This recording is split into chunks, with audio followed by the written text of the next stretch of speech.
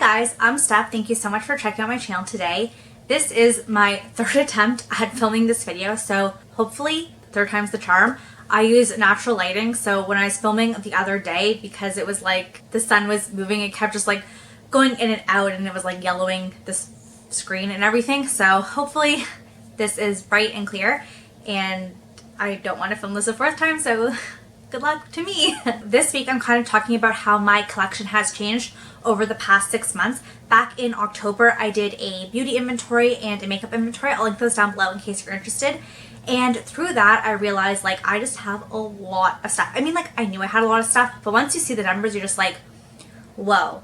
And I didn't officially go on a no buy because once I saw those numbers it really did just change my mindset, and I didn't feel like I had to go on a strict low buy or no buy. I was kind of just being more conscious of my purchases, and my goal was kind of to just decrease my numbers. I just wanted less of everything, but through actually using it up. So yesterday I did my empties video, so those are kind of like the products I've moved out of my collection, and today is a haul video, and this is everything that I've accumulated since October 2018.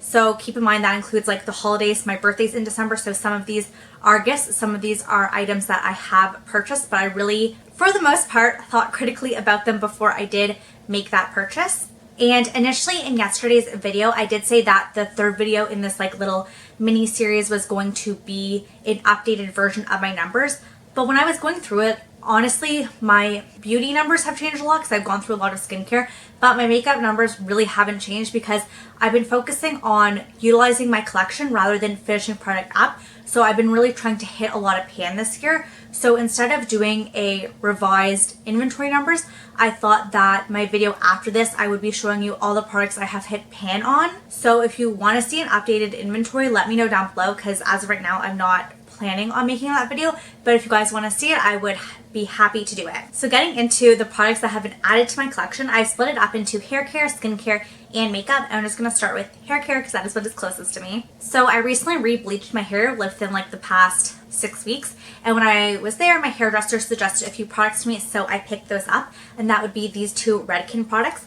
This first product is the Extreme Cat, so it's for anti-damage protein reconstruction rinse off treatment for distressed hair. So basically you just use it in the shower and rinse it off. So I've been using that. And the other product she suggested was the Extreme Length Sealer. So this is a split end treatment. I definitely have a lot of split ends, and I didn't really have those before, but bleaching your hair like definitely does a lot of damage. So I'm happy to have those two products. And at the salon I go to, when you get a color treatment, you get a free gift. So the free gift they were offering was this Redken heat restyling technology, and I didn't realize till I got home that they gave me the tester. I'm not sure if you can see, but I mean, it's not a big deal. It was a free product. I didn't purchase it, and the product is about like up to here, so I don't think it was really used. It's kind of annoying because you want a new product, but it's fine with me. I don't care enough to go back and complain about it, is what I'm trying to say. And then I did purchase two hair products. So during the VIB sale, I picked up the Moroccan Oil Clarifying Shampoo. I currently do have a clarifying shampoo, but I maybe have like 1 or 2 uses left.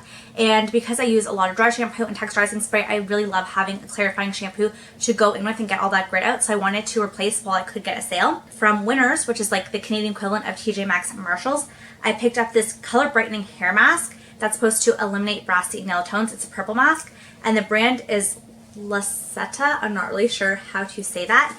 And to show you the product, this is what it looks like. I have definitely been using it. I don't think it's the best for like color correcting the anti-brassiness, to be honest. I feel like the rest of my hair can get quite bright, but like around my hairline, like the front of my head, I really struggle with yellowing. I don't know if it's because like my makeup application, like foundation, bronzer, or if like perimeter of your face you sweat more, but I find that part gets really yellow, and this mask helps a little bit, but it doesn't get it back to like what it was when I first got it bleached, if you know what I mean. But it is a huge tub, and I do not plan on picking up another anti-brassiness product till I get through that one. Moving on to skincare, I live across the street from a Shoppers, which is like the drugstore in Canada, and they had a clear out on products from Nip and Fab. And it wasn't just a sale, it was a clear out, so I knew they wouldn't be carrying these products anymore, and I wasn't sure where else I would be able to buy them, and I really wanted to test out the brand. So I went like a little crazy because it was clear out, it was big sale, so I got quite a number of things. The first two products I picked up and have used a little bit. This is the Nip and Fab Repair. This is the Bee Sting Fix toning pads. And then I also picked up the Kale Fix makeup removing pads. When I'm feeling lazy, having like a pad that's already like saturated just to wipe everything off is so simple. So I really liked the idea of these. In the past when I've had pads, I usually try to cut them in half so I can increase my use of them. I did that with like the First Aid Beauty, oh, I forget what they're called, but like they have pads and they're like really big. So those really work well. If you cut them in half, you can double your use. But these pads really aren't that large. I did cut some in half here, and honestly, like when they're a half, they're just too small. So I'm just going to have to keep them their full size, but I'm excited about these. And then these are the other 3 products I picked up from Nip and Fab. So this first one here is a targeted concentrate for expression lines and wrinkles. I don't think you guys can tell, but I have like a pretty deep set wrinkle across my forehead. I am a really expressive person, so I just know in my life like wrinkles are going to be a thing. So anything that can kind of help minimize them, I am down for, because I just like, I can't not be an expressive person. And the next product I got was a decongesting face mask for dry, dull skin with kale, watercress, and witch hazel. And even though I do have more oily skin, this has witch hazel in it, which I know is a good anti-inflammatory for acne, and I definitely have that. So I thought that might be a good mask to kind of just calm my skin. And then this last mask I picked up is an Instant Moisture Shot Wrinkle Plump Effect. This is the Dragon's Blood Fix Plumping Mask, and it has hyaluronic acid. So anything that is going to plump the skin, like hyaluronic acid, attract that water, moisture, I'm all for it. And then another few things I picked up from Winners recently. I got the L'Oreal Hydra Genius. I had one of these in my empties, which you'll have seen in yesterday's video. I have another one I'm currently working on now that's almost done, and I really love this product. When you get it at the drugstore, it can be like $16 to $20, and at Winners it's only $6. So I know it's a product I love, and I'm happy to repurchase it. So whenever I see it there, I do consider buying it depending on how much I have left in my current one. And another product I picked up, which I'm really excited about, is the Thayer's Facial Toner. And this is the lavender one. It has witch hazel with it. So again, the anti-inflammatory for acne, and it's alcohol free. I've heard so many people talk about this. I'm trying to move towards alcohol-free toners. I've heard a lot of people with acne say that this works really well for them. So I'm really excited to test it out. And again, during the VIP sale, I did pick up a few skincare products. I mentioned in yesterday's video, I had tried the sample of this and I went ahead and picked it up. And that was the Origins Plant-Scription Anti-Aging Power Eye Cream. And I kind of think the sample might be better than the full size. I don't know what it is, but like that sample, I loved it. I found it so nourishing and hydrating. I just really haven't had that same experience with the full size. I don't know what it is, if it's just because other products in my skincare routine or what it is, but I just find I'm not loving it as much as I love the sample, which is very disappointing because this is an expensive product. I'm definitely going to continue using it. I use this at night and it's fine, but I do find when I wake up in the morning, like my under eyes feel dry, and I feel like they should still feel nourished and hydrated, so that's pretty frustrating. The other eye cream I picked up though, I have been loving, and that is the Ulla Henriksen Banana Bright Eye Cream. I love this. I wanted to pick it up like last year when it first came out, but it was sold out for like the whole sale, and I'd rather get products on sale than pay full price. So I've been waiting for it. I finally picked it up. I love this. It is so hydrating to the under eyes. It's plumping. Makeup goes on it beautifully. I love this. And I love testing out eye creams, and very rarely do I actually repurchase one because I just like love testing them. And I know for a fact, like I will pick this up again. I love it so much. It's amazing. It's one of my favorite eye creams. And the last skincare product I picked up during the sale was the Drunk Elephant Protini Polypeptide Cream. I had a little deluxe sample size of this from a kit I bought in the winter, and I really loved it. I wasn't sure if I would like it. I heard a lot of really good reviews on it, but I really don't like the Lala Retro Whipped Cream from Drunk Elephant, so I wasn't sure if I would like this one, but like, oh, I love it. It is so nice. And I never really feel like that strongly about moisturizers, but when I was using this one, I was just like, this is so amazing. And I was very excited to pick it up, and especially to pick it up during a sale, because I would not pick up that if it weren't a sale.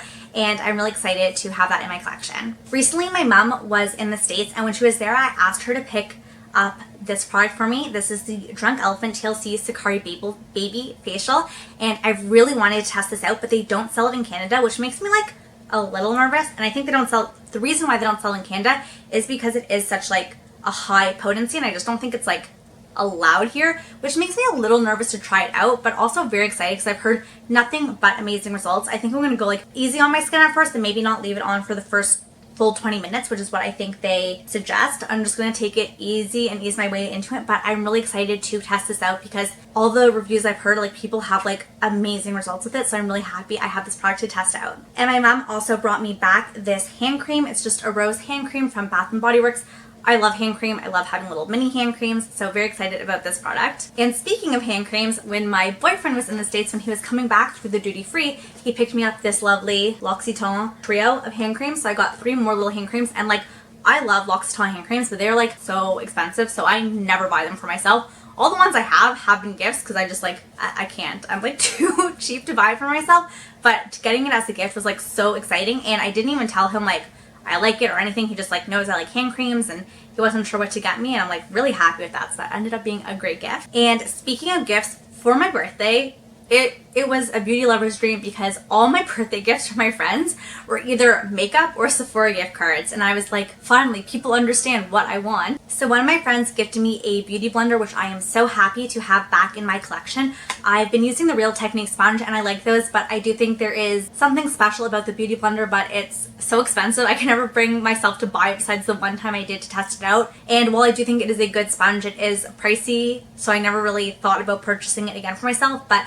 to get it as a gift was super exciting. And she also got me the solid cleanser, which I've never tried before, so I'm really excited about that. And another one of my friends, I was super surprised he picked this up for me. He got me the Jaclyn Hill Morphe palette, and this was when Morphe had like first come to Sephora, and I haven't even dipped into this yet. I was just like so excited and amazed he got it. I don't know how, like if his girlfriend helped him out or if like he went into Sephora, I can't remember, but the fact that like he went into a makeup store to buy me this, I thought was like the sweetest thing. And this is not a cheap palette in Canada, so I was just like, wow. And these last few makeup products I did by myself. During the Sephora VIB sale, I picked up the Morphe sponge. Like I said, I'm using the Real Techniques one now, but that's pretty much done. And besides the beauty blender, I don't have any more sponges. And even though I haven't dug into that one yet, I don't like the idea of like not having one on backup just in case. And I've heard good things about this sponge, so I was really excited to be able to purchase it at a discounted price. It's already inexpensive, but why not get it on sale? And recently when I was at Winners picking up that skincare, they had the Anastasia Beverly Hills Stick Foundation, and I got mine in the shade Warm Alabaster. And not that I think I need another foundation, because I definitely don't. I already have like more than 10 foundations, maybe more, I don't know, that I have not even tried yet, so I really need to get going on my first impressions, like my makeup baskets and all that stuff. But a lot of them tend to be very pink and cool tone, because when I first got into makeup, I was matching my face, and my face is like very pink, but like my neck is and like chest is more like yellow undertone, so then my face just ends up looking extra pink compared to my neck, and it doesn't really look like it matches. So I thought getting Warm Alabaster would kind of help bring in those yellow warm undertones and kind of neutralize out the foundations I already own.